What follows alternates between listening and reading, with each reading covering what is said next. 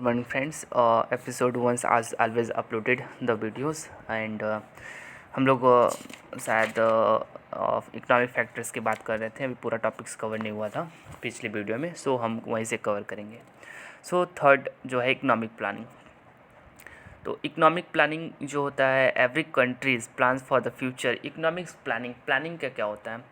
To allocate the available resource in a optimum manner. हमारे पास कई सारे रिसोर्स हो गए और हमको उन्हें ऑप्टिमम मैनर में, जैसे कि ऑप्टिमम मैनर में उसका यूटिलाइजेशन करना. ठीक है, ऑप्टिमम मैनर में उसका बेस्ट मैनर में यूज करना, इट इज़ कॉल्ड प्लानिंग.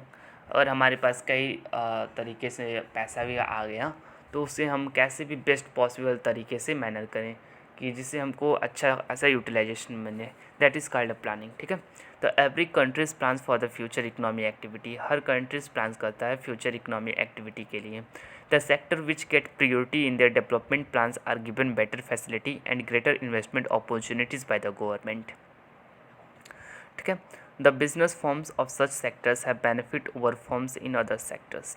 तो इकोनॉमिक प्लानिंग जो होता है मस्ट होना चाहिए भी बिजनेस में, और इकोनॉमिक्स प्लानिंग से हमें बहुत सारी अपॉर्चुनिटीज़ भी मिल सकते हैं in the future. Fourth condition है हमारा economic policies.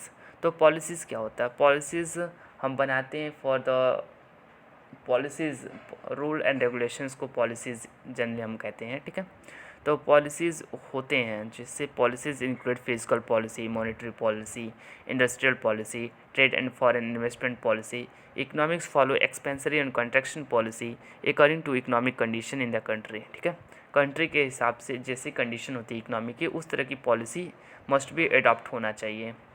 Business is facilitated, it's expansionary policy are being followed. Fifth हमारा है स्टेटरी economic regulations.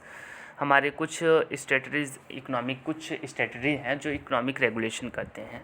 Every economy has a certain rule and regulations. Her economy का कुछ अलग ही अपना नियम कानून होता है. ठीक है, चलाने के लिए अब कोई भी rule regulation without economics can not run. ठीक है, तो एक स्टेटरी इकोनॉमिक रेगुलेशन भी होते हैं. Proper implementation of economic policies. Rule regulation होता है जिससे कि प्रॉपर इम्प्लीमेंटेशन हो जाए जो कि पॉलिसीज़ हैं.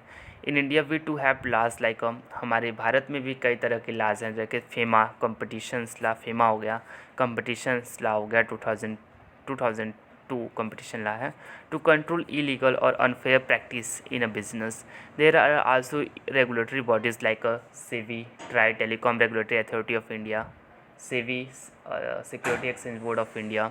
सो ये सब क्या करते हैं, हमारे इकोनॉमिक्स को रेगुलेट करते हैं. कोई भी मतलब थ्रेट होता है, कोई भी अनफेयर प्रैक्टिस होती है in the business, they have to look it.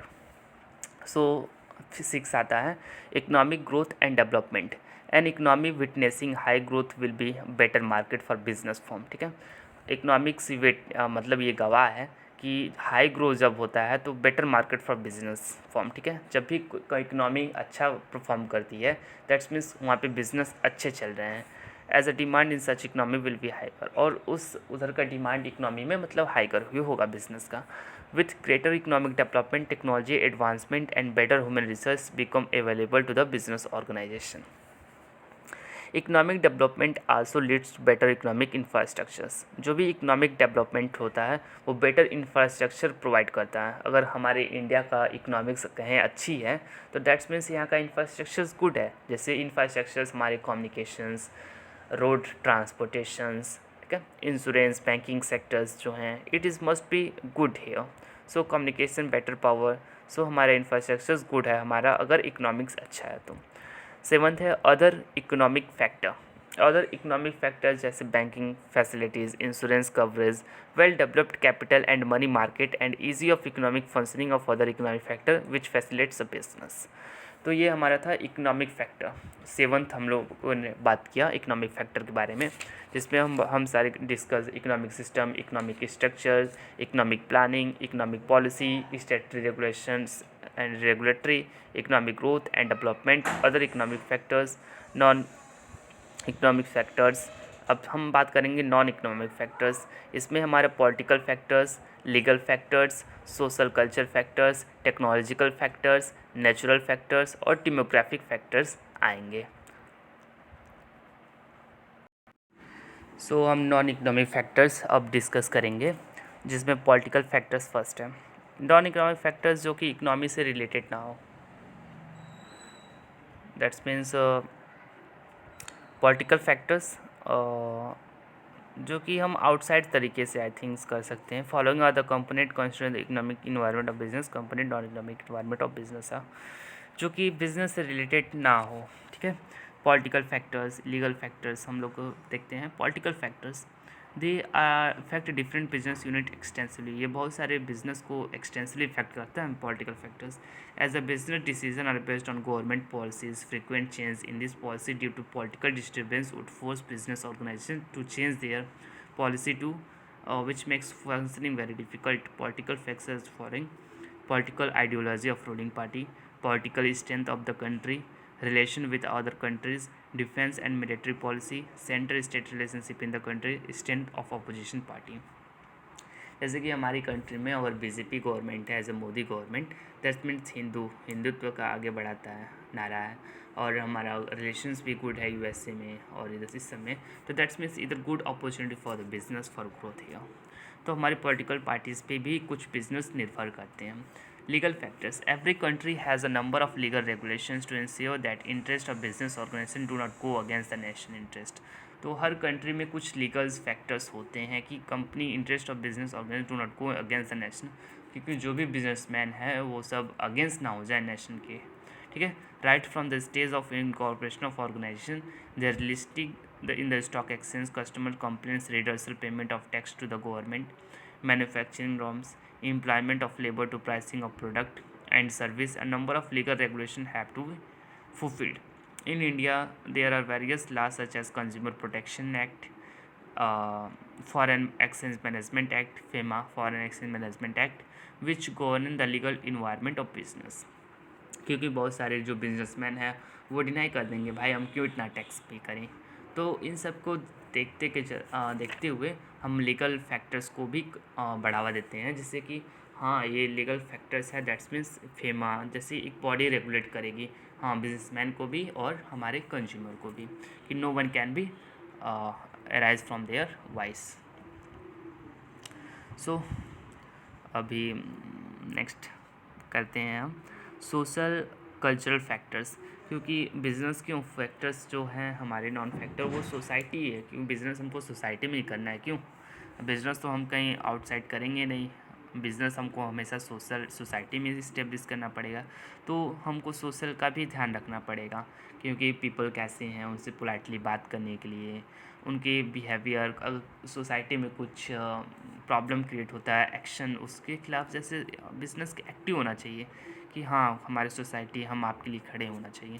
Influence exercise by social cultures factors not with the control of business is known as social culture. So business हमारा सोशल से ही चलता है, सोसाइटी से ही चलता है, तो सोसाइटी के लिए हमको हमेशा खड़ा होना पड़ेगा। तो work, family systems, caste system, religion, education, gender bias, इन सबको हमको एक इक्वालिटी देना पड़ेगा कि नहीं caste law religion it's not good for the business, okay. और हमारा फोर्थ है टेक्नोलॉजी, और टेक्नोलॉजी फैक्टर भी हमारे बिजनेस को इफ़ेक्ट करते हैं, क्योंकि अभी जियो आया पूरा मोनोपोलिस्टिक क्रिएट कर दिया था। What is this? अभी रोबोट आ जाएंगे, हमारा कार सिस्टम्स, मतलब बहुत सारे things will be go. Computer आने के बाद कितने सारी चीज़ चले गए हैं। सो टेक्नोलॉजीज बिजनेस को इफ़ेक्ट करती हैं। A system application of scientific knowledge to practical task is known as technology. Every day there is vast change in the product. हर समय चेंज होता है, little amount of change will be possible है। सो हमें must भी technology adopt करना ही चाहिए। Fifth है natural factors, कई सारी चीज़ हमारे नेचर के द्वारा भी आ सकती हैं, जैसे कोविड आ गया है, कोविड-19 के द्वारा हमारे कितने दिन लॉकडाउन लग गया, लॉकडाउन की वजह से कितना सारे बिजनेस को नुकसान हो गया था। सो नेचुरल फैक्टर्स भी इफ़ेक्ट करते हैं बिजनेस को, इट इज़ कॉमनली, ठीक है।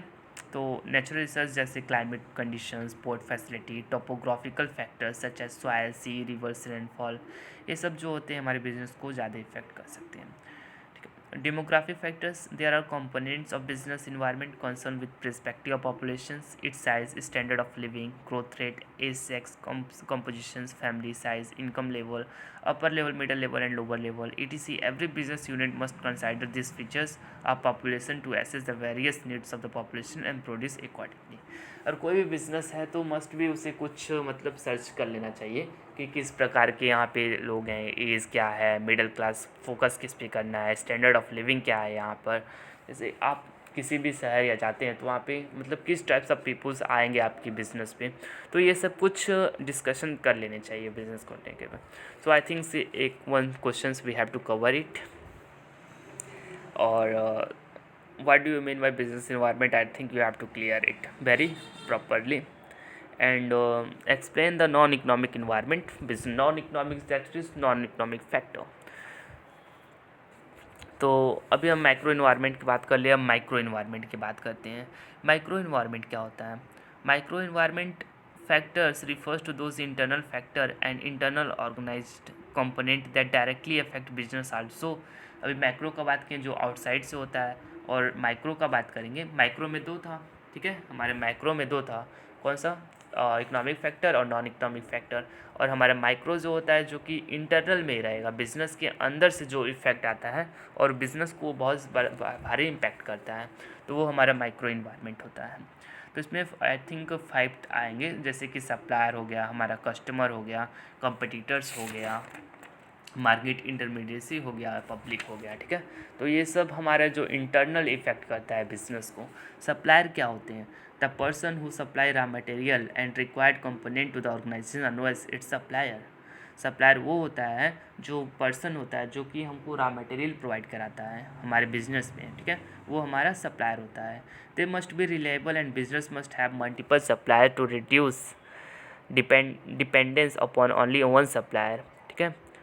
क्योंकि हमेशा कोई बिज़नेस है वो बस एक ही सप्लायर के ऊपर ना डिपेंड रहे, हमेशा कई तरह के सप्लायर्स को किया।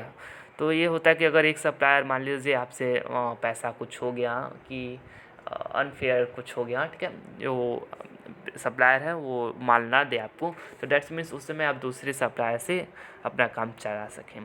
ऑर्गेनाइजेशन में be force to rise price as a result of an increase in raw material prices. कोई भी ऑर्गेनाइजेशंस हों, राइज अगर अचानक कोई सप्लायर्स प्राइस महंगा कर दिया तो आप दूसरे सप्लायर के पास जा सकें। Maintaining good relationship with supplier is one way ensuring competitive and quality product for an organisation. तो हमेशा इंश्योर करें कि आपका जो रिलेशनशिप है सप्लायर से अच्छा हो। अब सेकेंड है हमारा कस्टमर। कस्टमर क्या होता है? कस्टमर क्या कैसे प्ले करता है? कस्टमर आएगा नहीं तो हमारा बिजनेस चलेगा कैसे? तो they are regard as the king of the market. Customer को हमेशा किंग की तरह ट्रीट करो। Success of every business depend upon the level of their customer satisfaction organisation which are able to meet the need and want. Customer will be grow while failure to focus on customer needs will result in failed business strategy. Demand for the product from customer generate revenue and profit for the organizations। ऐसा नहीं कि customer को भाई अनदेखा करो, उसको भी need और सेटिस्फैक्शंस प्रोवाइड करो, तो जैसे प्रॉफिट तो मिलेगा ही, ठीक है। तो थर्ड आता है competitors. They are also factors in the micro environment and include organisation providing similar offering of goods, ठीक है। कॉम्पिटिटर्स क्या होते हैं? हमारे आसपास कॉम्पिटिटर्स होते ही हैं, वो भी बहुत सारे इफेक्ट करते हैं क्योंकि वो हमारा सिमिलर ऑफरिंग ऑफ गुड्स, हम मान लीजिए सेव बेच रहे हैं, एप्पल बेच रहे हैं, तो हमारे कॉम्पिटिटर्स भी एप्पल बेचेगा। Every move of the competitors affect the business which has adjust itself according to the strategy of the competitors, ठीक है। अगर हम कोई भी एक्शन या मूव करता है कंपटीटर हमारा, तो वो हमारे बिज़नेस को इफ़ेक्ट करेगा। इसका बस एक ही तरीका है हमको हटाने के लिए, स्ट्रेटजिक प्लानिंग करें और उस पर इम्प्लीमेंटेशंस वेरी प्रॉपर्ली करें, तो हम कंपटीटर्स को भी बच सकते हैं, ठीक है। कॉम्पिटिटर को हमेशा एनालाइज करें, उसको मॉनिटर करें और जो भी क्रूशियल या maintain a position within the market और स्टेप अच्छा लें। To remain competitive organisation must be differentiation products and developing competitive pricing and marketing strategy. Fourth आता है मार्केटिंग इंटरमीडिएसी। क्योंकि हमको प्रोडक्ट ला लिए, बिजनेस है, कस्टमर है, सप्लायर अच्छे हैं, भाई मार्केटिंग भी अच्छी करनी पड़ेगी तभी हमारा प्रोडक्ट सेलिंग होगा, ओके। तो they work a link between business and final consumer bye promoting, selling and distributing promoting करना आना चाहिए, सेलिंग करना आना चाहिए और डिस्ट्रीब्यूटिंग करना चाहिए। Product from the producer to final buyer, अगर प्रोडक्ट है प्रोड्यूसर से फाइनल बायर तक जाने में कोई अगर ज़्यादा लॉन्ग टर्म होता है, अच्छा नहीं होता है, तो that's is also effect to the business. Marketing intermediate such as physical distribution from transport the company productions from its origin to its destinations. Wholesaler and retailers bridge the gap between manufacturer and consumer, and marketing service agency offer service such as conducting marketing research, advertising and consultancy etc. तो ये सब हमको conducting marketing के लिए advertising और consultancy सुविधा provide करने से ही हमारा बिजनेस अच्छा सस्टेनेबल चल सकता है। फिफ्थ आते हैं पब्लिक। पब्लिक भी इन्फ्लुएंस करता है हमारे बिज़नेस को, क्योंकि अगर ग्रुप ऑफ पब्लिक अगर किसी बिज़नेस को पार्टिकुलर बिज़नेस की तरफ जाने लगे तो बिज़नेस के लिए प्रॉफिट तो बढ़ जाएंगे, और एक पार्टिकुलर ग्रुप ऑफ पीपल जो हैं अगर किसी पार्टिकुलर बिज़नेस पे ना जाएं तो उस बिज़नेस का समझे गया, ठीक है। तो इसलिए हमें सोसाइटी में रहना है तो पब्लिक को भाई खुश रखना ही पड़ेगा। क्यों? तो any group that has interest in और impact of the organization ability to meet its goal is terms as a public, ठीक है। जैसे हमारा मैकडोनाल्ड को ले लीजिए, वो जहाँ जाता है दैट्स मीन्स उसकी अकॉर्डिंग ही बिजनेस इन्वायरमेंट बहुत अच्छे से रिसर्च करता है हमारा मैकडोनाल्ड, क्योंकि अगर वहाँ पे अमेरिका या कहीं अदर कंट्रीज़ में जाइए वो बीफ या चिकन का ही बर्गर पेश करता है, but in India they have to provide potatoes, जो टिक्की बर्गर। तो यहाँ पे बिजनेस इन्वायरमेंट को उसने रिसर्च किया। They may not necessary to the user the product positive media attention help an organization by rising demand for its product while negative media reports. अगर हमारे media भी निगेटिव कर दिया तो that's is very harmful for it. Similar local groups like a student unions or ethics group following certain ideologies may influence customer perceptions about various products in a both positive and negative ways. और कोई group है, social एक्टिविटिस्ट group है, और उसे किसी particular intention से वो किसी प्रमोट करते हैं तो वो भी आल्सो आपके बिजनेस को नुकसान पहुंचा सकते हैं। तो I think it's is clear for you. Okay, so अभी स्टार्ट करते हैं नेक्स्ट थिंग्स। अभी तो हम लोग क्लियर हो गया होगा। क्यों, कैसा लगा study? I think we have to doing hard work for it. All the contents मैं लाऊंगा और फ्री में लाऊंगा, ठीक है। तो सेकेंड थर्ड क्वेश्चन है what do understand by business environment. I think हम लोग अंडरस्टैंड कर ही लिए हैं बिजनेस एनवायरनमेंट। और explain the significance of business environment in Indian context. तो इंडियन कॉन्टेक्स्ट क्या सिग्निफिकेंस में, दैट्स मीन्स बेनिफिट क्या है हमारे बिजनेस एनवायरनमेंट में इन इंडिया। तो no business environment is very important for success. हम बिना बिजनेस एनवायरनमेंट को हम सक्सेस नहीं हो सकते हैं। It's important developing country like India is very important, क्योंकि यहाँ पे कुछ भी अचानक हो जाता है। No one can be expecting. Corona virus पे कोई एक्सपेक्ट किया था कि हो जाएगा? तो इंडिया में बहुत ही इम्पॉर्टेंट है हमारा business environment I think. So it is very important have a complete knowledge about business environment. अगर बिजनेस रेगुलेट करना अगर इंडिया में, तो इंडिया का पूरा बिजनेस एनवायरनमेंट आपको अच्छे से स्टडी करना पड़ेगा। With the following points we have to understand importance of business environment. और बिजनेस एनवायरनमेंट्स के हम कुछ फ़ायदे भी समझते हैं। पहला तो हमको ये सीधा होना चाहिए कि हमको अपॉर्चुनिटीज़ एंड थ्रेट्स के बारे में पता चल जाएगा। क्या अपॉर्चुनिटी, अगर हम बिज़नेस को इन्वायरमेंट को पढ़ते हैं तो हमें ये पता चल जाएगा कि इंडिया में क्या अपॉर्चुनिटीज़ है और क्या प्रॉब्लम है, ठीक है। सेकेंड है प्लानिंग फॉर फ्यूचर ग्रोथ। हम फ्यूचर ग्रोथ मतलब प्लानिंग फॉर फ्यूचर ग्रोथ, हम फ्यूचर में कितना ग्रोथ कर सकते हैं इंडिया में। ये तो नहीं कि एक लिमिट पे बाद हमारा ग्रोथ वहीं पे स्टेबल हो जाए। तो हमको इन्वायरमेंट, बिजनेस इन्वायरमेंट पढ़ने के बाद हाँ हमारे प्रोडक्ट में इतना स्कोप है हमारे इंडिया में, ठीक है, तो हमको एक अंदाज़ा मिल जाएगा, ठीक है। थर्ड आता है getting the first mover advantage. हमको अच्छा खासा फर्स्ट मूवर एडवांटेज मिल जाता है बिजनेस इन्वायरमेंट को पढ़ने के बावजूद, कि अगर हम जान जाएंगे कि यहाँ का पीपल, यहाँ के लोग क्या चाहते हैं, तो दैट्स मीन्स हम उसके अकॉर्डिंग एक्ट करेंगे अपने बिजनेस में, जो कि हमको फर्स्ट मूवर एडवांटेज प्रोवाइड करा सकता है। जैसे कि हमारी मैगी नेस्ले ने किया, उसने क्या किया कि फास्ट फूड था नेस्ली, और यहाँ पे देखा कि टाइम बहुत कम, मतलब लोग तो जाएंगे जल्दी घर पे, मतलब घर यहाँ पे इंडियन फोकस करते हैं, घरे का चीज़ खाएं हम भाई, बाहर का खाएं नहीं। तो उसने सोचा नेस्ले तो क्यों ना घर ही पे होममेड बना दिया जाए।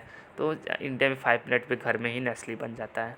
तो early identification opportunities help an enterprises to be the first to exploit them instead of losing them to competitors.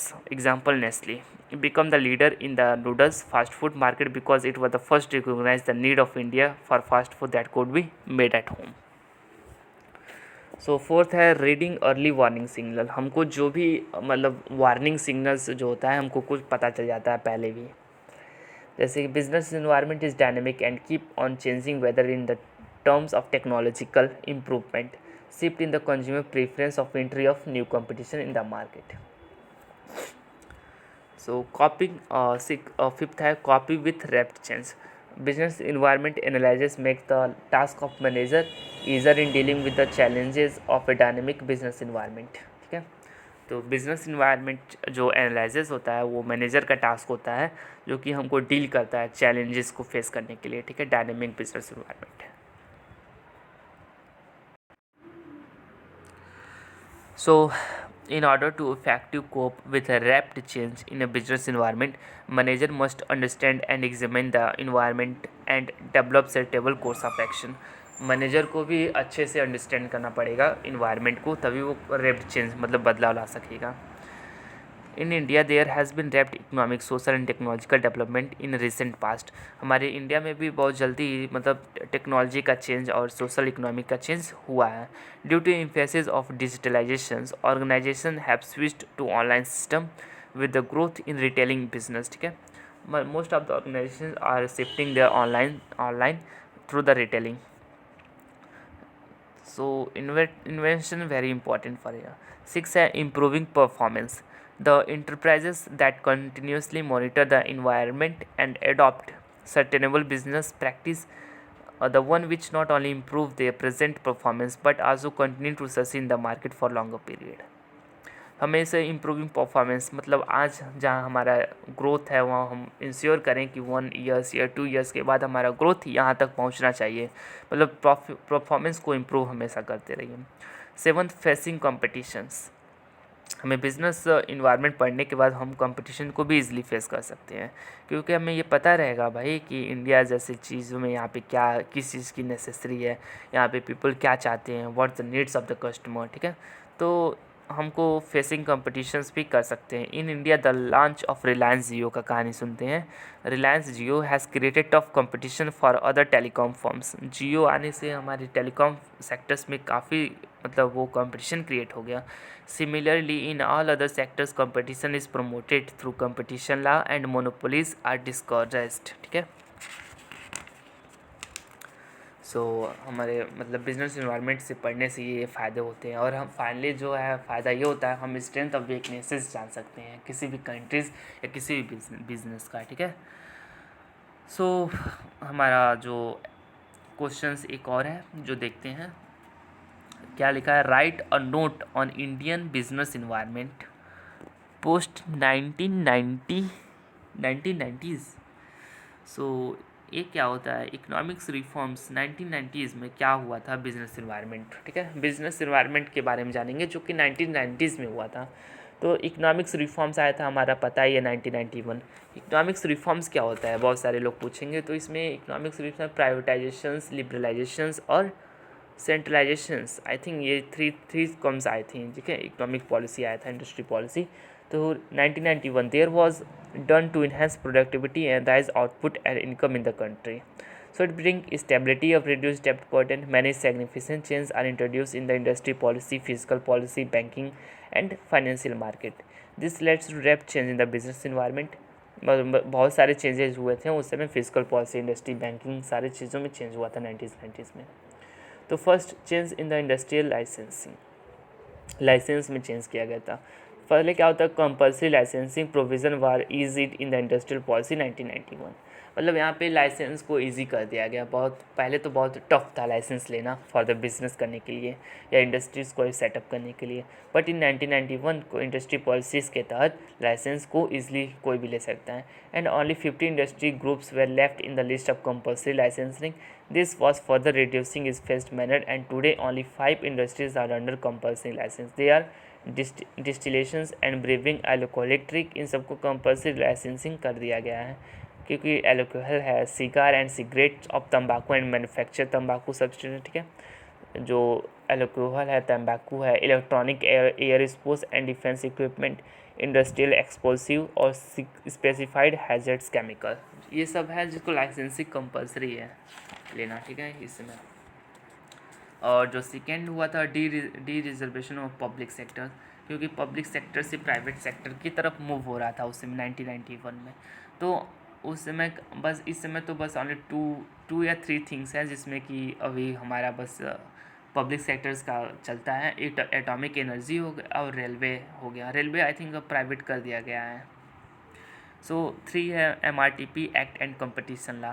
MRTP act होता है investment limit under MRTP act were removed in 1991। Monopolistic जो था, monopolistic restrictive trade policy था, इसे remove किया गया 1991 में।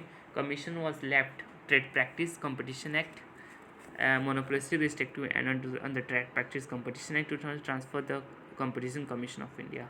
पहले मोनोपोलिस्टिक था, MRTP था, उसे 1991 के तहत हटा दिया गया और उसके बाद हमारा कंपटीशन एक्ट आ गया 2000 में। फोर्थ है foreign investment and technology. In 1991 measuring attract foreign direct FDI India, मतलब फॉरेन डायरेक्ट इन्वेस्टमेंट हो रहा था, FDI आ रहा था इंडिया में 1991 के बाद। Initiated a book formation in the country and adopt best global practice from technology imports where also made easy, ठीक है। और यहाँ पे टेक्नोलॉजी इंपोर्ट्स करना भी इजी हो गया था। पहले जो होता था वो बाहर से इंपोर्ट एक्सपोर्ट तो ज़्यादा होता नहीं था, क्योंकि इतना रिस्ट्रिक्शन था लाइसेंस के प्रोसेस में, export import policy very tough था। सो इन दिस कंडीशंस की ग्रो हो नहीं पा रहा था हमारे इंडिया बिजनेस में। सो जब से ये हुआ हमारे पास इकोनॉमिक्स रिफॉर्म्स आया, तो इससे हमारा बिज़नेस भी सेटअप हो गया और एक्सपोर्ट पॉलिसी इंपोर्ट पॉलिसी भी इजी हो गई, जिससे हमारे टेक्नोलॉजी भी अच्छे हो गए और प्रोडक्शन फास्ट हो गए। फॉरेन ट्रेड भी होने लगा। और 6 है हमारा banking and financial sector. Private banks allowed to operate in India after 1991, ठीक है। प्राइवेट बैंक, पहले तो गवर्नमेंट ही बैंक चलते थे 1991 के पहले, बट 1991 के बाद हमारा प्राइवेट बैंक ने इंट्रेस्ट लिया इन इंडिया में, ठीक है। और CRR SLR, share cash reserve ratio होता है, SLR स्टैट्यूटरी लिक्विडिटी रेशियो होता है। CRR में हमारा कैश रिजर्व रेशियो हमको कंपल्सरी होता है बैंक के पास डिपॉजिट कराना, RBI के पास कुछ अमाउंट, ठीक है। स्टैट्यूटरी SLR मतलब लिक्विडिटी रेशियो होता है जो बैंक खुद अपने पास रखता है। What is necessary to study business environment. तो हमें बिजनेस इन्वायरमेंट क्यों पढ़ना चाहिए, क्यों, आखिर क्या, तो हमको फ़ायदे तो पता ही है क्यों इन्वायरमेंट जानने के लिए। I think you have to maintain it. Okay, thank you. First chapters I have to completed it. और हम नेक्स्ट चैप्टर पे जाएंगे। नेशनल इनकम है और saving and investment. National income तो बहुत ब्रॉड टर्म है, तो इसलिए हम नेशनल इनकम को ज़्यादा थ्योरेटिकल ही देखेंगे और प्रैक्टिकल जो रहेगा हम उसके अलग से टॉपिक्स पे एक वीडियो लाएंगे। सो उसके लिए वेट करना पड़ेगा, but I have here to national income के बारे में हम कुछ थोड़ा बहुत जान लेंगे और थ्योरेटिकल नॉलेज के रिलेटेड में, और इसका जो प्रैक्टिकल नॉलेज है उस पर हम वीडियो बनाएंगे जल्दी, ठीक है। सो नेशनल इनकम क्या होता है। नेशनल इनकम जो होता है हमारी पूरे नेशनल की कितनी इनकम है, दैट्स इज़ वेरी, और किसी घर का, किसी पर्सन इंडिविजुअल का नेशनल इनकम जानना हो तो इट इज़ ईजी, क्योंकि भाई कितना कमाता है वो, दैट्स इज़ कहाँ कहाँ से सोर्स है, that is called income. But in the whole country national income जानना भी बहुत ही कठिन है, ठीक है। तो हम इसको देखेंगे। So let's start it. What do you mean by national income. हम नेशनल इनकम से क्या समझते हैं। Give the reason for low per capita income in India. तो नेशनल इनकम क्या होता है। The total amount of income accruing to country from economic activity. Total amount of income जो एक्वायरिंग होता है हमारे कंट्री में for economic activity in accounting year is known as national income. Total amount of income acquiring in accounting year it is called national income, ठीक है। जो total amount of income हमारे पास acquire होता है उसी को हम नेशनल इनकम कहते हैं। It includes payment made two factors of productions in the form of wages, interest and rate of rent and profit. जो किसके वेजेस पे होता है, wages, interest, rent and profit. ठीक है। Wages, interest, rent and profit. Wages जैसे हो गया मजदूरी, इंटरेस्ट गवर्नमेंट लेता है या रेंट लेता है, प्रॉफिट होता है, तो that is called national income. National income can be defined on the basis on the system of estimating national income as a net national product addition to share of different factors and net national expenditure in a country during an accounting year. Various definitions of national income are as: according to Alfred Marshall, the labor and capita of the country acting on natural resource capital net aggregate of commodities, materials and immaterials including service of all kind. This is the true net annual income of revenue of the country of the national dividend. ठीक है, तो net revenue of the country is called a national dividend. तो per capita income क्या होता है? Per capita incomes refers to that income which average of total income, ठीक है, average of total income earn by total population in a specific time. Per capita income क्या होता है? Average of total income earn by the total population in a specific time, earn by specific time period. पर capita income can be calculated by dividing national income population. ठीक है, national income by population, मतलब per capita क्या है? Average income earn by the total population in a specific time. एक average income होता है जो कि एक अर्न होता है टोटल पॉपुलेशन के द्वारा by the specific period of time, वही हमारा पर कैपिटा इनकम होता है। तो पर कैपिटा इनकम निकालने के लिए national income divided by population कर देंगे तो हमारा पर कैपिटा इनकम आ जाएगा। ठीक है, और causes of low per capita national income in India. क्या कारण है कि पर कैपिटा इनकम जो है हमारा लो है इन इंडिया में? ठीक है, national income divided by population is called per capita income आ जाएगा, मतलब पर पर्सन कैपिटा इनकम आएगा। तो क्या कारण कि जो पर कैपिटा इनकम है वो लो है इन इंडिया में? तो फर्स्ट है high growth rate of population. हमारे इंडिया में जो भी पॉपुलेशन का रेट है बहुत अधिक है। Rate of growth of population responsible for slow growth of per capita national income. ठीक है, जो पॉपुलेशन है बहुत अधिक है इन इंडिया में, सो इसके लिए पर capita income is very low. Second है एक्सेसिव डिपेंडेंस ऑन एग्रीकल्चर।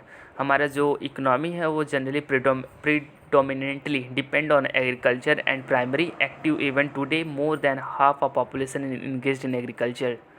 हमारा जो आधा आबादी है जो इनकम के लिए एग्रीकल्चर पे ही डिपेंड होता है। This excessive dependent on agriculture prevents a quick rise in the level of national incomes and per capita income as according is not organised and has low productivity. इसके लिए low productivity होता है। Third है occupational structures.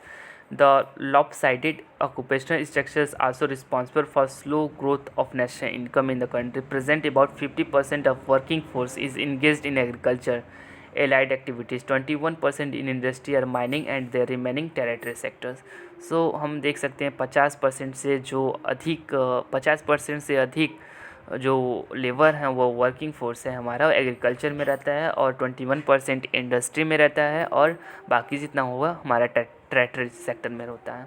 तो this causes हमारा per capital income is very low. So fourth है low level and poor absorption of technology. जो हमारा है in India technologies advancement has not been up to the mark.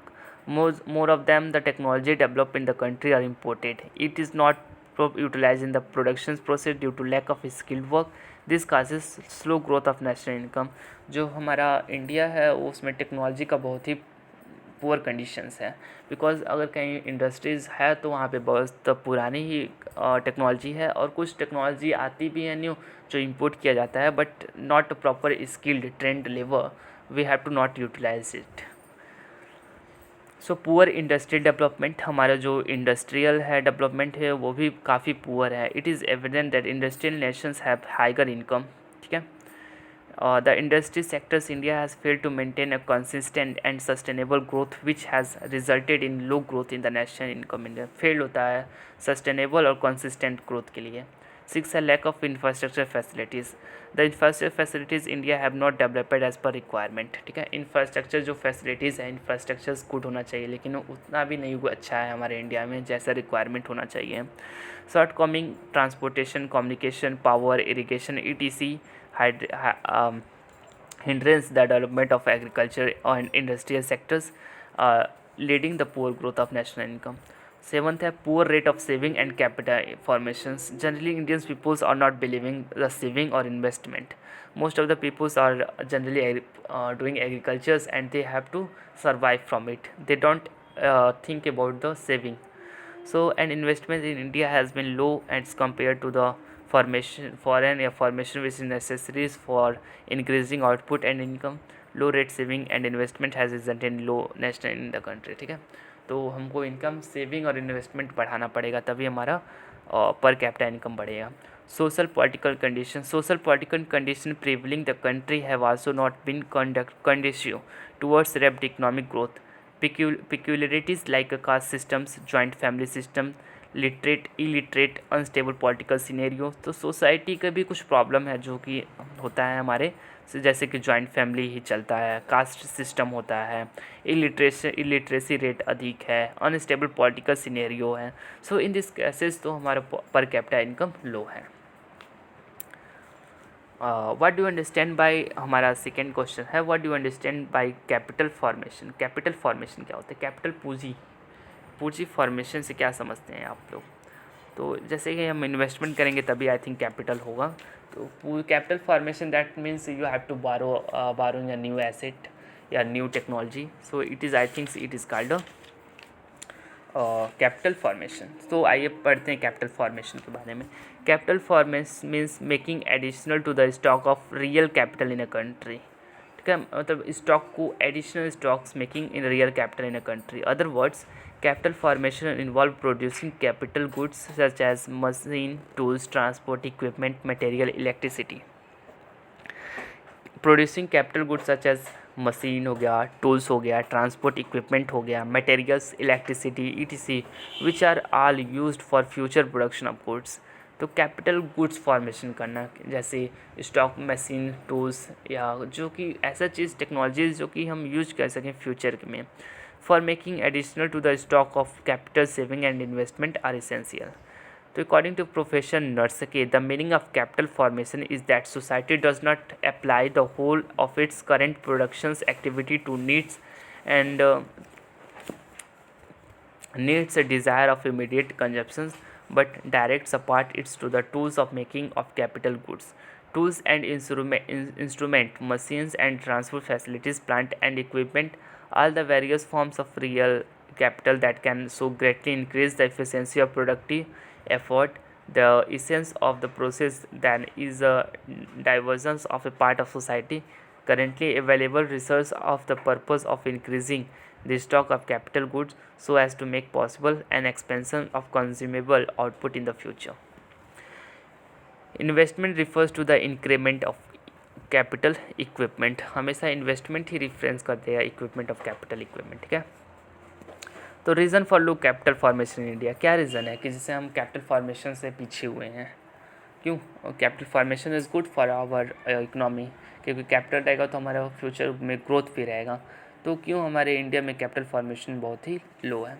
Low per capita income, India has a very low level per capita income due to which their low per capita income, क्योंकि यहाँ पे income बहुत कम है, लो कर capital income है, इसलिए यहाँ पे इन्वेस्टमेंट का अपॉर्चुनिटी नहीं होता है। India is very low level per capita income due to which there is little scope of saving by the people after fulfilling their consumption need. ठीक है, अगर इनकम ही कम रहेगा तो सेविंग को सोचेंगे नहीं क्योंकि उनका बेसिक कंजप्शन नीड्स पूरा हो जाएगा। A large part of Indian populations is unable to meet even the basic necessity from the meeting of the.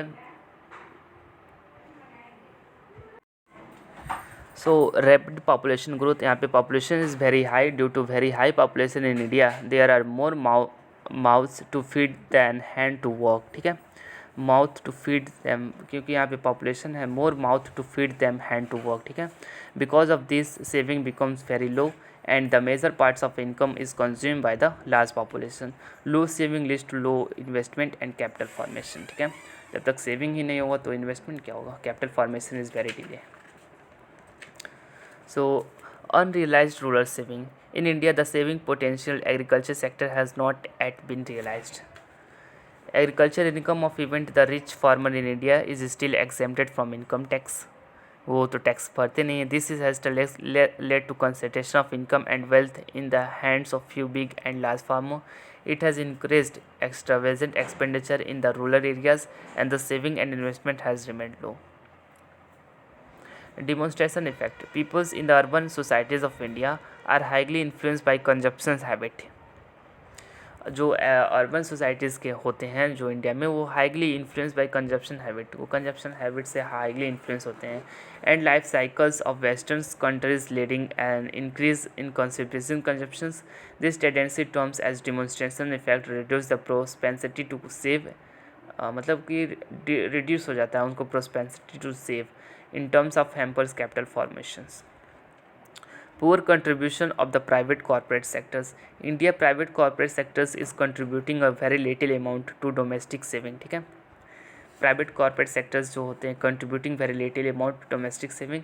Over the whole planning period of the contribution hardly exceeds 10% in a gross domestic saving. Low saving potential of a private corporate sector result in low capital formation. Poor returns for the public sector. The public sector in India contributing very little towards gross domestic saving and capital formation of the country, as many PSU incur losses. If the large saving of the administration department is considered, the actual contribution of public sector should be negative. Inflation, it leads to a fall in value of money. ठीक है, inflation क्या होता है? fall in the value of money और purchasing powers of the people. ठीक है, fall in the value of money and purchasing power of the people. This result in a large proportions of income being spent and reducing in saving. Thus high inflation causes saving rate below and reduce the rate of capital formation. और inflation क्या होता है? वो generally fall in the value of money and purchasing power of the people. ठीक है, कि वो किसी वैल्यू की चीज़ बढ़ जाएगी तो सेविंग जनरली होगा नहीं, सेविंग होगा नहीं तो हम इन्वेस्टमेंट क्या करेंगे. तो lack of mobilization of saving due to low access of to banking other financial institutions, people India have not developed saving habit. ठीक है, lack of access to financial, तो high rate of taxation, disposal income of the taxpayers, India remains low due to high rate of tax. Thus they are able to less low saving in terms of less to capital formation. Lack in demand of capital due to low per capita income in India, there is less demand of production in the market. Therefore, productions do not have the enough capital to invest more productions. ठीक है, production do not have the enough capital. Productions जो होते हैं उन्हें अधिक पैसा नहीं होता है कि वो इन्वेस्ट कर सकें, प्रोडक्शन कर सकें और अधिक. Leads to low demand for capital and hindrance capital formation. Lack of economic and social infrastructures. Economics और इंफ्रास्ट्रक्चर्स गुड नहीं है. ठीक है, infrastructure like road, communication, power and social infrastructure like including education, water, health develop in India which as demotivating factor for capital formation as business environment is not considered as a conducive. Lack of skill entrepreneurs. In India peoples are risk कॉन्सेसिव and there is scarcity of efficient. मतलब यहाँ पे लोग जो होते हैं risk लेना नहीं चाहते हैं. ठीक है, scarcity of efficient entrepreneurs. It is one of the most important reason for low rate of capital formation as entrepreneurship. Backwardness technology हमारी बैक है. In India technology advancement has not been into the mark. Moreover the technology developed in the countries for important is not properly utilized in the productions process due to lack of skilled workforce. This causes slow growth of national incomes and output in the countries and lower capital formation. So I think you have to understand it these chapters very quickly. और आगे जो chapters लाएंगे उसमें भी काफ़ी things cover करेंगे national income से. And thank you for it.